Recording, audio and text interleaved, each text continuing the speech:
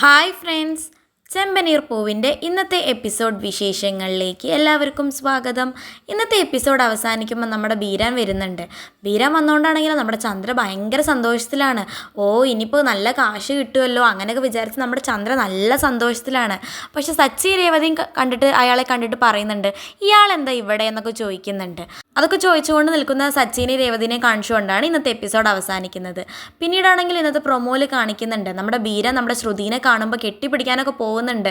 അപ്പോൾ ശ്രുതിയാണെങ്കിലോ വേണ്ട വേണ്ട, ഇളയച്ച എന്നോടൊന്നും പറയണ്ട, ഇത്രയും ദിവസം എവിടെയായിരുന്നു എന്ന പരാതിയൊക്കെ പറയുന്നുണ്ട് നമ്മുടെ ശ്രുതി അയാളോട്. പിന്നീട് അവരെല്ലാവരും സോഫയിലിരുന്ന് വർത്താനം പറയുന്ന സമയത്ത് നമ്മുടെ ബീരാൻ പറയുന്നുണ്ട്, ശ്രുതി ഞാൻ നിന്നോടൊരു കാര്യം പറയട്ടെ, പക്ഷെ നിനക്കത് കേട്ടാൽ വിഷമാവും എന്നൊക്കെ പറയുന്നുണ്ട്. അപ്പോൾ ചന്ദ്ര പറയുന്നുണ്ട്, പറയൂ എന്താച്ചാ പറയൂ. അപ്പോൾ എന്നിട്ട് ബീരാൻ പറയുന്നുണ്ട്, ശ്രുതി നിൻ്റെ അച്ഛൻ മലേഷ്യയിൽ ജയിലിലാണ് എന്നൊക്കെ കള്ളത്തരം പറയുന്നുണ്ട്. പക്ഷെ നിൻ്റെ അച്ഛൻ ഒരു തെറ്റും ചെയ്തിട്ടില്ലേ ശ്രുതി, എല്ലാം പാർട്ട്നേഴ്സ്മാരാണ് അയാളെ ചതിച്ചത്, പാർട്ട്ണർമാരാണ് എല്ലാം ചെയ്തത്.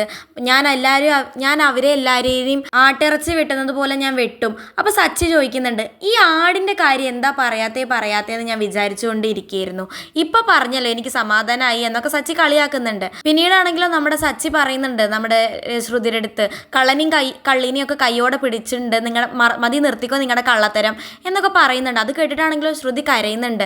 ഇനി ബീരാൻ്റെ കളത്തിലൊക്കെ പൊളിച്ചോ എന്നൊക്കെ നമുക്ക് വരും എപ്പിസോഡുകളിൽ കണ്ടറിഞ്ഞ് കാണാം. ഇതുപോലുള്ള ചെമ്പനീർ പൂ വിശേഷങ്ങൾ നിങ്ങൾക്ക് പെട്ടെന്ന് അറിയാൻ വേണ്ടി ചാനൽ സബ്സ്ക്രൈബ് ചെയ്യാൻ മറക്കരുത്.